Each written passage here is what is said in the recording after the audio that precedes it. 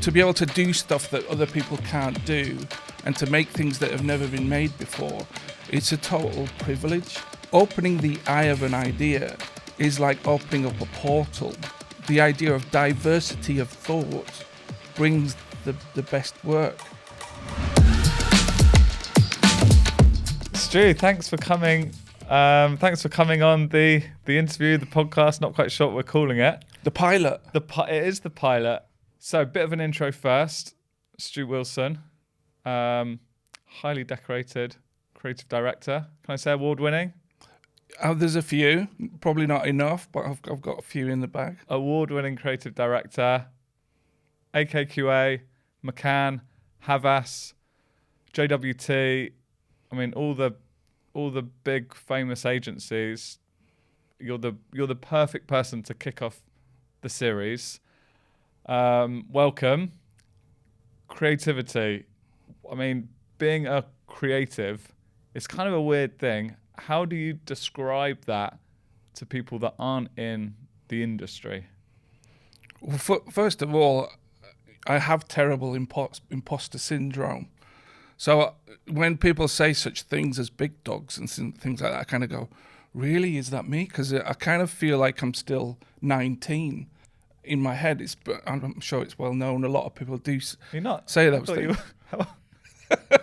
But it's, for me, I still kind of feel like I'm working it out. Still feel like haven't done my best work. Still looking for that opportunity to get there to do that.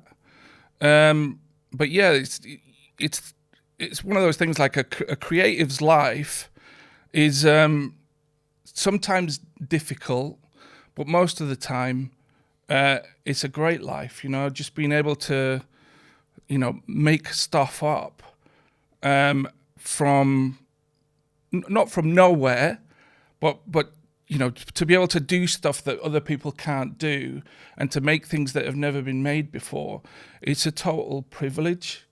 And for me, I hope my career goes on for another 25 years. It's tough at the moment there's a lot of changes, and I'm fighting to stay alive and stay relevant, but still enjoying it as much as I did on my first day at work at AKQA. That's great to hear. So you love it. It still gets you out of bed at the morning. The brief lands on the desk, and you're excited. Yeah, there's nothing better than the potential that's involved. I think I was listening to Erling Haaland speak the other night about breaking his scoring record. He got 35 goals on Wednesday night, I think, and his quote when he was asked about it was that there was a lot of opportunity during the game, and he also spoke almost in a micro sense about it because he chipped the goalkeeper. It was a really stylish finish to get the 35th goal, right? And this all happens in a split second using instinct. And he said even running up to the ball in that last last second, he didn't know whether he was going to put it to the right or the left. He just said that he saw the opportunity to chip it over the head. And so that's a really good metaphor for being a creative, is you're constantly looking for opportunity, and that's what you're paid to do. Yeah. So, I mean, you're talking about the instincts of a great striker. Do you find that your instinct is, being in the industry 20, 25 years, that you're honed and you're able to kind of crack a brief more quickly and more instinctively? Or is it still, the process is still, you've still got to go through the same process you did at the beginning of your career? Yeah, I think there's a period of growing up where you're following elders and you're learning from what they give to you, but you may not have consciously taken note of what's taking place. So you end up doing things automatically in almost like kung fu type of thing with a sensei, where you don't really know why you're throwing punches. But eventually at some point, certainly in my career, I sat down It didn't happen in one session. You know, metaphorically, I sat down and thought, what am I doing? And then drew up these series of steps that I was kind of like, oh, wow. I mean, it came, you know, at a time where I was involved in coming up with process at JWT in the employer brand section. And I drafted something up and I wanted to get it checked. So I got it checked by an old colleague who's fantastic ex-creative director and planner at TBWA, GGT. He's called Richard Madden, and at the time he was at Kit Kat Noor. I tapped him up, he invited me over, and he sent me to lunch with a guy called Lazar Darmic. And Lazar Darmic looked at what I'd done, didn't quite necessarily pull it to pieces. The pair of us were drawing on beer mats and sketching things all over the place and discussing stuff. And it was one of those moments in my career where I was just so lucky to have been put in that position to hear those words. And he said, you're doing great. You know, this is great. You can change this and you can change that. And then he invited me back to his studio and took his polystyrene sort of designed process, 10-stage process, pulled it off the wall and gave it to me. And he said, take that back to JWT. Wow. And I was literally holding this thing on the tube on the way back to work. So I was kind of like blessed, given the keys to the door. So since then, like you say, I have been a bit faster in getting to the point, but it does depend on the context of each brief. Sometimes things are harder to crack for certain inherent reasons that other briefs are more easier and do follow the funnel or the process to be able to get stuff done. So do you think you can give creativity process to help, or sometimes do you just need a lightning bolt? Or is it about the process helps you channel that lightning bolt? It gives you the rod. I love the fact that you've brought in the lightning rod.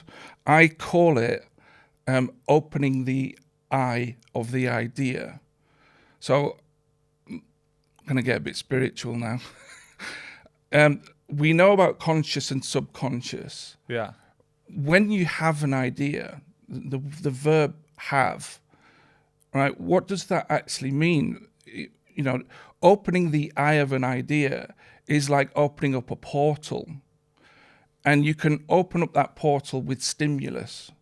So I kind of have this thing where I've not necessarily worked it all out yet, but in terms of like neurochemistry, as we're looking at the research or the brief or the stimulus, or even looking at kind of like consumer data, what we're doing is we're stimulating that brain chemistry, and those synapses they're firing, and that our own eyes are looking deeper and more clearer through what is a series of disparate bits of information, and we start to join the dots. Now, joining dots is not necessarily having an idea. See, I'm sort of bringing it in from that spiritual level. I believe the moment that you say lightning rod, that's when the eye opens briefly into the subconscious, and the subconscious gives us the gift. So in a sense, I've spent like my whole life trying to open up the eye of an idea. Right. And it's almost like an aperture on a camera. So it opens up, it delivers it, and then it closes again and it's gone. Now, sometimes that gift might be, you know, Cannes Lion award winning, and sometimes not so much. Sometimes when it comes through, it can be almost like cleared and finished, and you have your vision. So as a creative director, sometimes it may be quite weird to the rest of the team for the person to go, I know the way forward. We're going to do this, this, and this. And from that point on, we follow that person, and we don't ask questions because they seem to have it all sorted out. But other times it comes out and it's covered in Vaseline. It's blurred. you know, and we're really worried about it because we're not sure that it can actually live or it can do anything. But once it's out, if you can communicate that to your team, another part of the team, another person in the team can see past the Vaseline and they go, yeah, that is good. And they start to burnish it. Right, they can help shape it. And yeah, and the collaboration part of it, then you start to say, there's oxygen here, but the kindling is turning into a fire, and there's something going to be born out of this. But I think until you get to the point where you admit to yourself that these gifts, they're actually not coming from you, from your soul, they're coming from your brain. It's something that you hear with songwriters or musicians quite a lot, you know, also creatives, that, you know, you might hear them talking about where the lyrics came from, where the melody came from. And often they're just, the response is, oh, I just sat down and played it, or sat down and, you know, wrote the lyrics to Wonderwall. It's like, it was just channeled. They don't even think it was from themselves. And I guess it's similar. You're just that rod, that eye, that portal for the idea, the creative, the writing, the script, the lyrics, whatever it might be. Yeah, and you know, those gifts, sometimes when you hear someone speak of it in that way, you think, oh, was the portal open for the length of Wonderwall for you to write it in real time? But actually, the vision, which is the biggest part of all of this, the vision which has come out of the strategy, and the strategies come out of the research, and the research has come out of the invitation to tender document, which has come out of the client who's done their own market research and found the problem that they came to the agency with. All of that stuff is standing on the shoulders of giants. That's another Oasis kind of reference. But it is true. It's like a pyramid. We stand on their shoulders until eventually the vision is high enough to see down almost. It's kind of strange metaphor, but it's this. But what happens is the vision happens really quickly, and for a split second. But it's like seeing your life before your eyes before you die. Your life flashes before your eyes. That's what they say, right? So it's almost like this whole project has flashed before your eyes. This whole solution, it's like a cheat sheet. The subconscious provided it because it was stimulated with the right things. The right prompts. Yes, all your team, your team who are in planning and strategy and all the bit before it gets to creative, they have to have done all of their jobs properly. Because if you're stimulating your brain on the wrong things, you're going to be a degree out one way or the other. So the important thing is when you have the vision, you must get it out of your brain. Because if it stays in your brain, you can end up walking around the business. And everyone in the agency just thinks you're an idiot because they don't know why you're doing what you're doing. So you have to spend a lot of time after having this spiritual moment of resonance and this gift. You have to go around and tell people about it, unpack it, draw a picture of it, play some music, whatever it, take a photo, whatever it is, you need to articulate the vision, and then we build the bridge from where we are now to when it's been completed. So at least we've got the vision of it being completed. Yeah. We just have to make sure we get that bit right. So, I mean, so much to kind of unpack within that, and so many things I want to ask you about, but collaboration is definitely one. Traditionally creatives would be a duo, a partnership. Was that something that did you work as a pair, as a creative pair within your career? Yeah, but kind of before, when digital people were just kind of unfashionable in a sense. My creative director at the time, Nick Moore, he saw value in digital, and he wanted to create a digital department within a direct agency, which was TBWA GDT. And so I managed to get in there early doors on that project. But what would happen is the 6 or 7 of us that were picked, we would get dropped in with creative teams. So that was in the days where it wasn't open plan. Everybody had an office, and it was glass etched, and you could have, Flat Eric on the shelf, and your collection of Star Wars toys. What you could dress your little cave the way you wanted to, and so ultimately I would have to take an empty chair and knock on the door and say, "Hello everyone, it's Stu from Digital. Nick's asked me to come in and sit in on this Vauxhall brief," and then they would have to let me in. Sometimes not necessarily that willing, because they didn't see my value, they didn't see my use.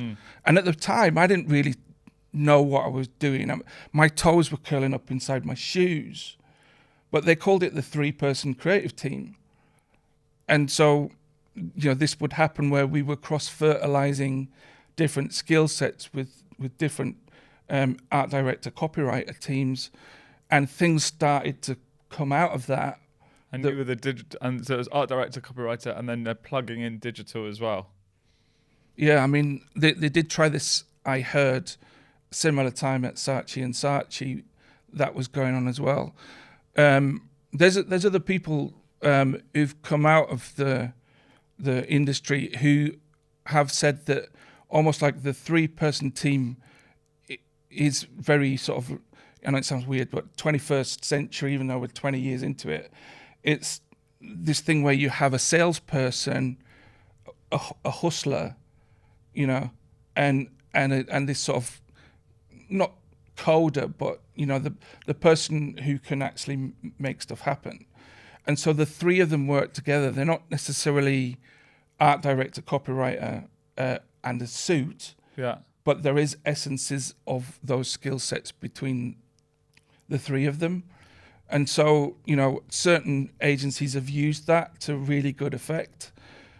But, there's still nothing wrong with art director, copywriter teams now, because the people who are coming through from communication arts and, Memphis, all these different places are educating people to think in the ways of all 3 skill sets in one person. It just seems that 2 people have got together who have an affinity to one another and have taken the decision to join an organization as a pair, and they're very good at kind of opening the eye and pulling out the idea, which may not be to do with brand communication. It might be to do with digital marketing or creative technology, or could even be product design, or a mix of all of them.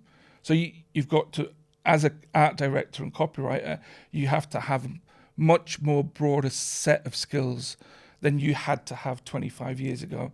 But that's just because media's changed, and we've all got to stay on board with that and follow it and keep working to, on the sometimes called a chain gang, but do you know what I mean? It's sometimes being able to be masters of what's coming is to be able to predict where it's going, and then to be able to find use cases for new technologies which are coming out.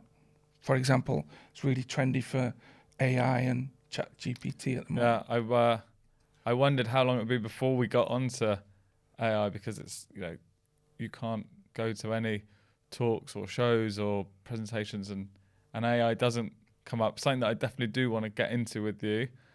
Before that, I just want to talk about environment. You're talking about that glass office with the toys and Flat Eric on the walls. How important is it to you to get the right environment, to kind of get in a creative mindset? Where do you find yourself being the most creative? Well, it's not on an open plan floor. Okay. At all. What, you need to be a bit more locked away, bit of quiet time?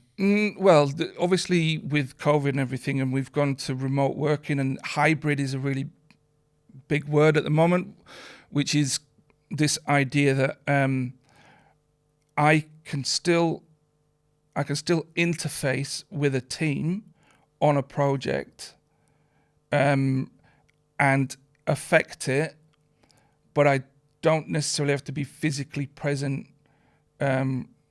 with every aspect of every turn of that project. I don't need to be present. You know, like going to the christening of your children. It's like sometimes I don't need to be present at that christening, if you know what I mean. Not really. Well, you only get one christening once, but as every project comes in and a project is born, I don't have to attend every christening. I don't have to be there for every single one, and I can still affect it. Right. But, you know, sometimes that's not in the good books if I wasn't at every christening. Exactly, me too. But it's that thing where that's not necessarily true. Yeah. Because if you go back to before COVID or 2020, the level of work that was coming out was of a particular standard because everybody was present.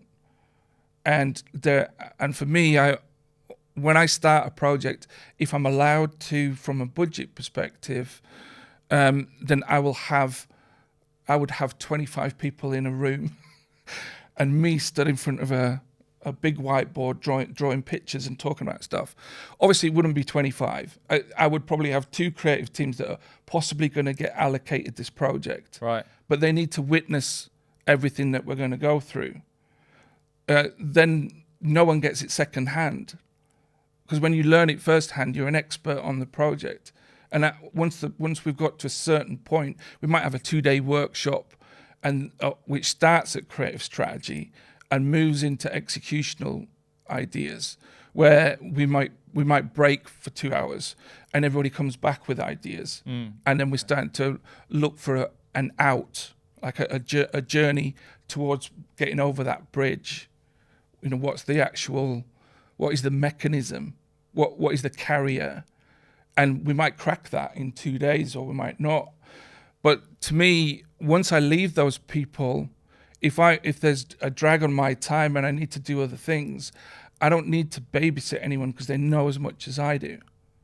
And at that point, I've given them the vision, and we've discussed the vision, and maybe we moved the direction of the vision together, because that was the right thing to do. Because not that they knew better than I knew, but because it actually, the idea of diversity of thought brings the best work. And if you don't know that, you shouldn't be in advertising. You shouldn't be in, whatever it's called now.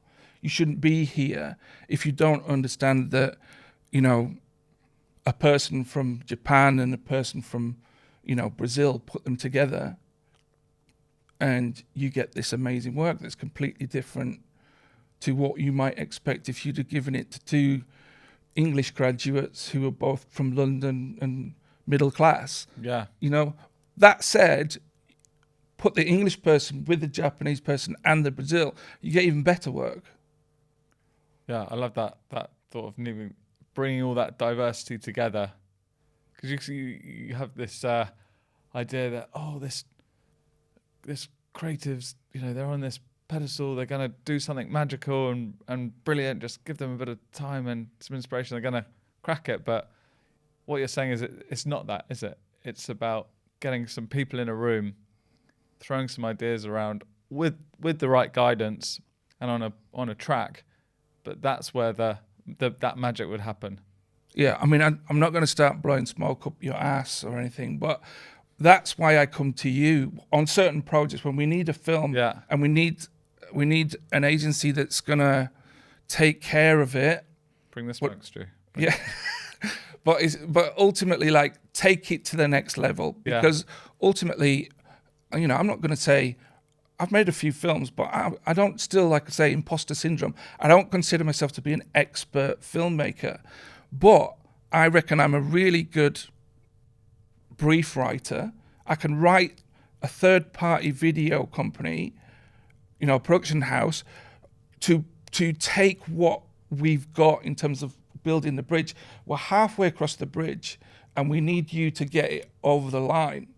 And I can hand that brief over to you, and we've seen it many times where you complete that. It's like doing a relay race, and we're handing you the baton. And at that point, I'm really happy to just go, not just because I know you, but whoever I was working with, if I'd got a treatment back that was like, wow, look what they're going to do. To me at that point, I'm old enough and strong enough in terms of ego not to want to interfere and just go, right, it's yours. Take it because you do this better than I do. Happy to stand on the shoot and nudge a few things and cajole and help. Yeah. But otherwise, it's, this is your gig. And I would say the same thing if I was handing over a piece of creative technology to a development house. It's the same, as long as you know what they're about and you trust what they can do and reputations are good enough, there is no reason why you can't take your hands off the steering wheel somewhat. Yeah, but you're still, and it is great when we work with, we get those briefs and we're given some freedom to add some value, whether it's creatively or from a kind of technical production perspective, and that's the type of stuff that we love. But I'm kind of interested to know your role as a guardian of the original idea, the concept. You kind of got to be a bit of a bodyguard ushering this thing through the entire process with so many different stakeholders, so many different people that need to be involved in the delivery of it. It's great that you say, you can stand back and you don't have the ego, you can trust the people that to help you deliver it. But at what stage do you jump in and be like, hang on, we've gone off course here, I need to wrestle it back, or gently take it back? Like, how do you manage that process because you are still the conductor, aren't you? You need to keep things on track. I like guardian better than conductor, but conductor still feels like I don't like too much control from anyone in the team, including myself. Is that an experience thing? Have you always been like that? Like, was the younger you, would you hold on to it a bit more tightly, and then you've kind of learned that actually the work's better when it's more collaborative? No, I think I'm an INFJ is my personality type from Myers-Briggs. So going back to that sort of spiritual thing I was talking about before about these gifts, I know that my type, my personality type, the way that I'm engineered, the way that I grew, the form that I became, doesn't respond to the stick. I respond to the carrot, and that's in binary terms is the best way to explain it. I don't think, from my experience, that having, when I say control, I'm talking about, certain management styles, which have been deployed upon me, and I've seen deployed on other people, do not bear the same fruit. Now, the business itself is full of subjectivity, right? We're stuck with that. It's never going to go away. Every single, all of us together, we've all got our own opinions about what we think is right or wrong. And sometimes it's like survival of the loudest, the person with the strongest opinions sometimes wins. Or who's ultimately paying the bill. Yeah, it does go that far sometimes, but ultimately, like I said before, I'm comfortable in myself, and I do know that there's lots of people within the industry, in terms of brand management on client side, who are the same. And some of those are not young ones. They're the ones who are slightly older, who've got to this point in their life where they're just kind of like, well, as long as you follow the brief, and as long as this has the values of my brand in it, go for your life. Again, not saying I don't care what you do, but I'm not going to necessarily interfere. So, this idea of strong control, almost like from a military point of view, that style still bears fruit, But in my opinion, from what I've seen throughout my career, it is not the strongest work. The people want to feel free. This is another reason why they work as a creative, is because there's a tremendous amount of freedom within the vocation. And when you see that freedom start to be taken away or to be eroded, even if it's down to the specification of a platform's shapes and sizes of images, or what you can do and not do on that platform, is affecting how you manifest your ideas. And sometimes you have to fall in line with that. Sometimes you have to be smart enough to work with those indicators to make sure that your audience doesn't see them as being restrictive. So, the journey with the team and the juniors and the middleweights and everybody, that to me is as important as when we get over to the other side of that bridge and that thing becomes live and it goes out into the world and everybody's going, oh wow, it's great, blah blah blah blah. I don't really, it will happen probably where I get Stuart Wilson was the conductor, but at that point I'm kind of like, I was just one of the team though. Right. Do you know what I mean? Yeah. And I know this probably sounds like I'm lying. Yeah. But honestly, I can't work if everybody's not satisfied. We've all got to do a wrap on a shoot and think that was great. That was the best shoot ever. I can't. You know what I mean? I can't launch a product and think that it could have been better. Certain things affected it and didn't allow it to become to raise to its potential. But we kind of went, okay, it's fine. That's quite a big factor. It's impacting on it. We'll accept that. So it's a case of kind of like, it's not a fight. It's cajoling. That's what I do. Sometimes Master cajoler. No, more like tickling. Do you know what I mean? I'm sort of like nurturing, tickling, almost like a piece of clay, and eventually, I'll get it across. Almost like a counselor. I'm like a creative counselor.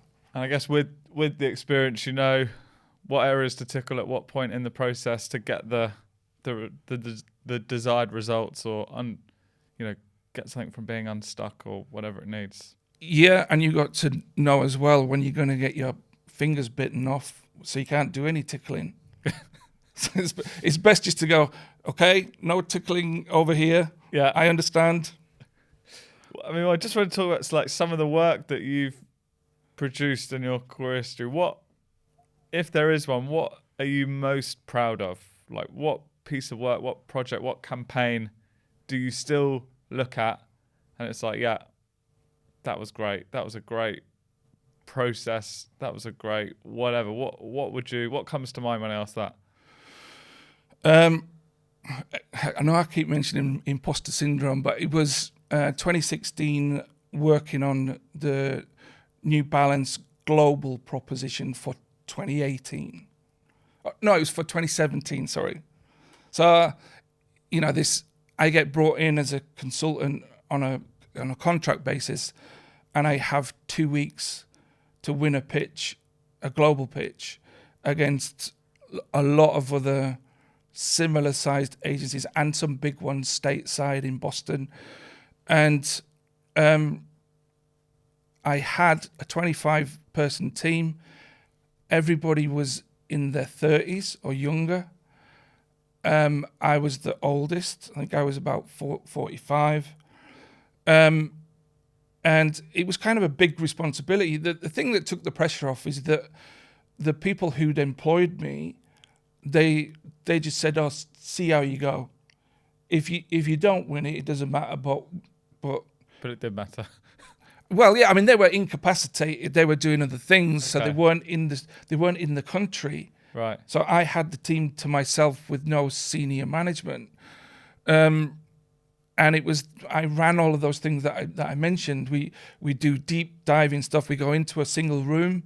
The room has a full wall, a glass wall, and we can write on it and basically designate areas, brainstorm, theorize, sense check, actualize. It all happened in that room. And ultimately, as I say, the end of the first week, the tissue session, we presented 5 ideas to the client and they wanted to run 2. And that's never happened to me in my career. The reason why I think it was happening is obviously, without going into too much, I'm a footballer. I've been a footballer since I was 6 years old. And throughout my career, I'd managed to get up to, make semi-pro sort of regions, playing for Cockfosters. This was when I'm too old to play anymore, and it's finished. But my knowledge of sport and sort of, call it kinetics, that knowledge bank was kind of it was ready to deploy on the right brief, and that brief came along. And that was I guess coincidental, or had that senior team brought you in knowing that you had that knowledge and deeper understanding? They brought me in because they knew that I'd worked on Nike when I was at AKQA, I'd worked on Puma when I was at JWT, and I'd worked on Adidas when I was at Tequila. So they kind of just picked those 3 brands and went, if he's done that, he could probably handle this. But I mean, it was just one of those moments where when it got to the presentation, we had 2 mood films created in-house. We had the start of the brand guidelines for how that would roll out in multi-channel. I mean, the team was amazing. Just the industry in that team and the quality of that work. Like I said to you before, so some of the design work was above and beyond what I could even create myself. And that's my, if you want to call me a T-shaped person, I'm a designer through the middle. So, it was like everybody hit 10s. Every single person hit a 10. And and they bought one, and then they said, we'll run the other one next year. Wow. And this is something I've never seen in all my days, in every iteration, in every other organization I've ever worked with. And obviously, I'm jumping around in my bedroom, in my pants, going, I am a creative director. I've arrived. Yeah. And, well, imposter syndrome. Yeah. Well, for a while. But it was still kind of like, this is the global brand proposition. I think it's a $4 billion sports firm. And it goes out to Atlanta and they check the work in an exhibition with all the marketing leads from every part of the planet. And they all agreed they wanted to run it. So it's still, even though we'd done it with the brand management team, it still had to pass all these stakeholders from all over the world who are going to say, can I sell my quota of apparel or footwear in the next 12 months running this proposition? And they all said yes. Brilliant. And so, it's just, it's not just the fact that we achieved that. It's the fact that, it was so monumental. Yeah. And the work itself as well, we called it beat predictability because it was, going back to the football thing, it was like drop your shoulder, go the other side of the player. And it's just a basic tenet of dribbling. Messi does it 27 times a second, doesn't he? It's constantly like dropping shoulder. That's, you show someone a fake, but then you move to the other side. So you're beating predictability. So it was really original thought that just came from kinetic. This idea that your body moves beyond your consciousness, and the subconsciousness is the thing that fires the synapses so quick that in a very short space of time you can move your body in ways, you know. It's back to that instinct, isn't it? Yeah, I mean, it's not like the Matrix, you know what I mean? It's not that sort of thing, but it's just when you watch football, how many times do players take other players on? And obviously some are better than others at doing it because, you know, I'm going to quote from Maradona, football is a game of deceit. And that is what dropping the shoulder is. You're deceiving the other person with your body language to move into the other direction. So, you know, I'll be proud to sit with my grandchildren when I'm 80 and tell them about dropping their shoulders. Yeah, yeah. I was just seeing if it was New Balance on the feet, Puma today. And then, do you still look at, you know, work all around you and think, oh, that's brilliant, that's not so much, just judging stuff? What is there something that you just thought, that is brilliant, I wish I had thought of that? Or do you not have those thoughts? I do. Again, from the idea of, I suppose, excellence, so the highest quality work that we can talk about. Dan Wyden coined the term "just do it." I'm sure he had, you know, a team of people around him, and he was in a room, and they were all putting up different suggestions until eventually something clicked, and collaboratively, you know, just do it comes out.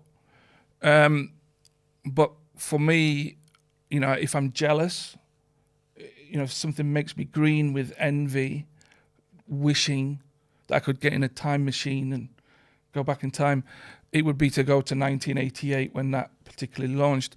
The weird thing is when it... What, to be a fly on the wall on that process where they landed on that?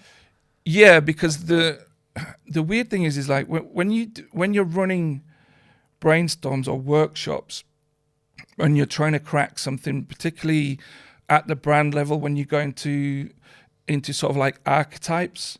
So we all know about archetypes driving a lot of common stuff, and when you combine different archetypes, you get different types of brands coming out of them.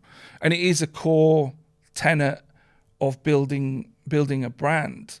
There's lots of different tools that you can get to use it.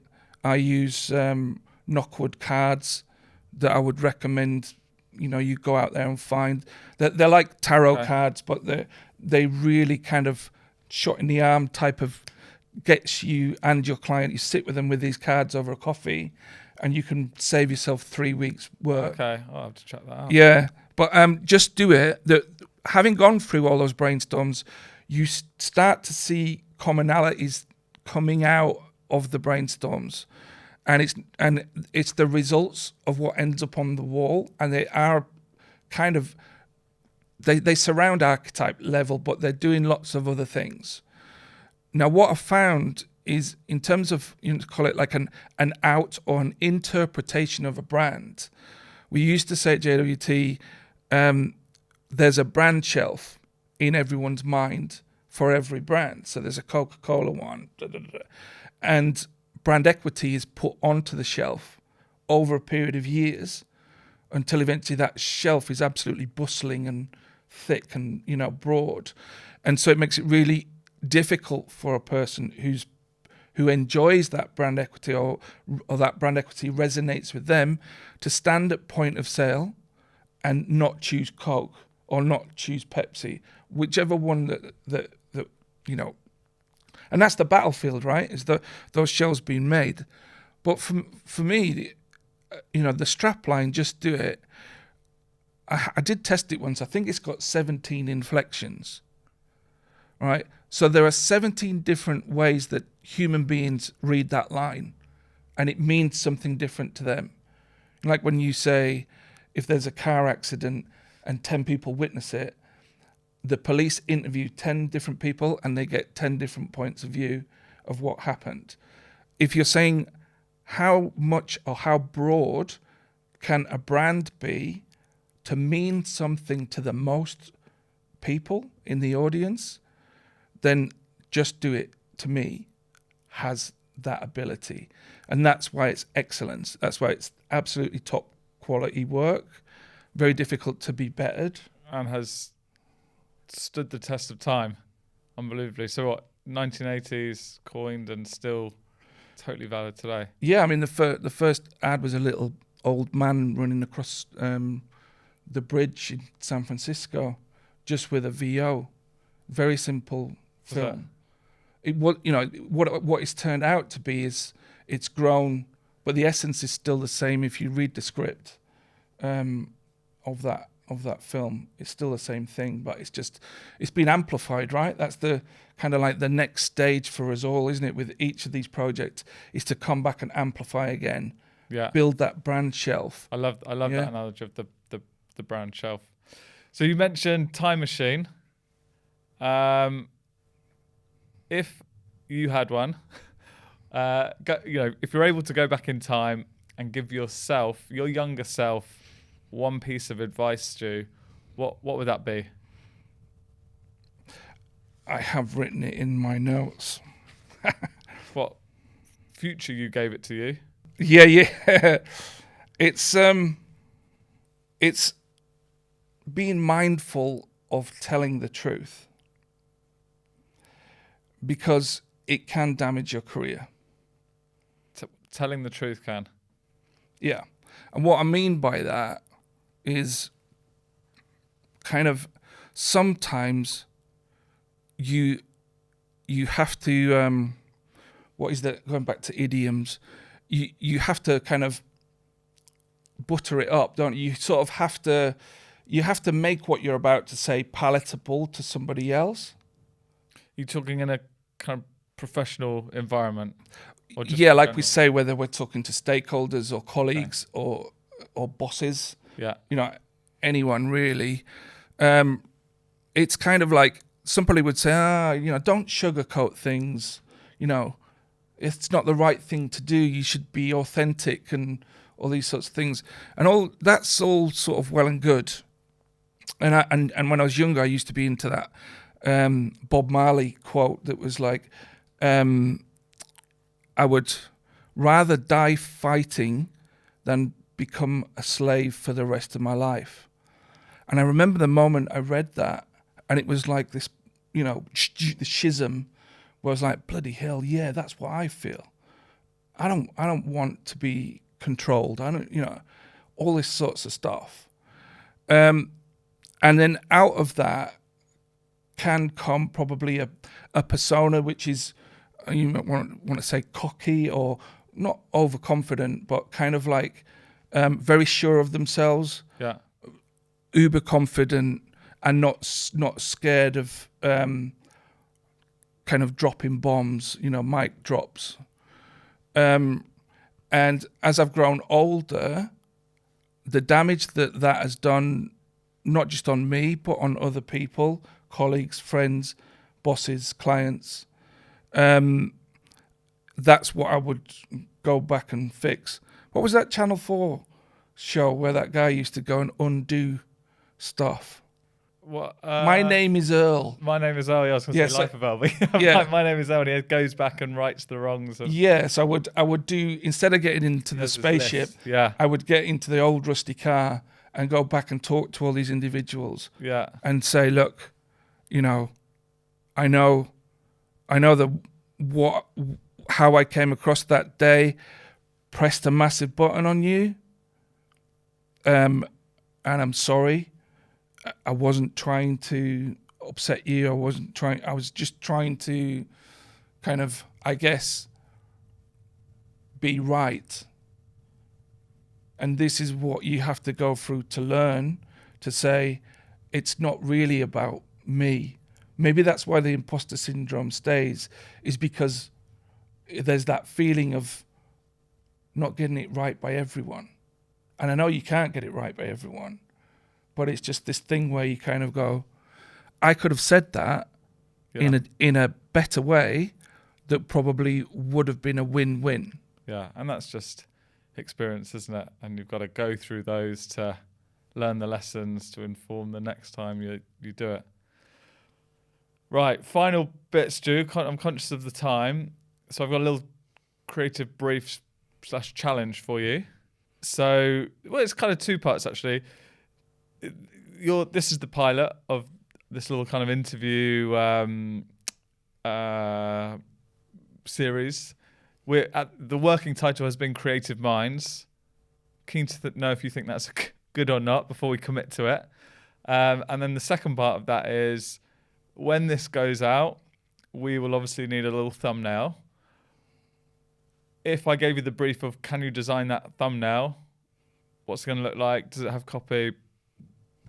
Is that something you can unlock in the next couple of minutes? Sketch it out, brief it to me, as if it's going to a designer or a little team, whatever.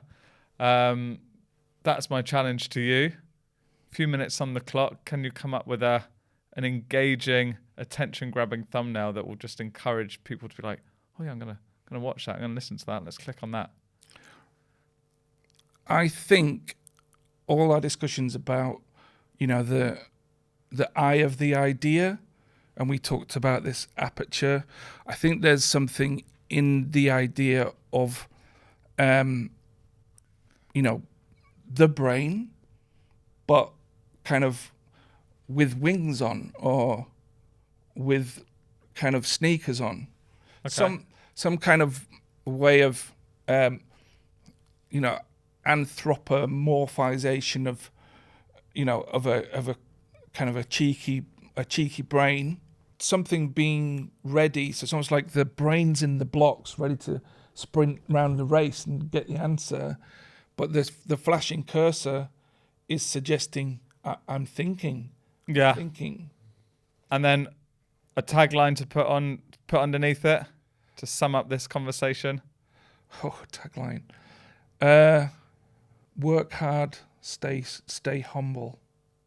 Work hard, stay humble. I love it. I think that's probably us time. Stu, thank you so much for being part of our pilot, the first ever Creative Minds conversation. A lot has been discussed. I really appreciate that. A lot has been shared. Thank you very much. And I think that's kind of concludes things. Thank you very much. Thanks for having me. You're welcome. Anytime. Next time, maybe we will do it over a pint. Yeah, I'll buy. We've recorded that.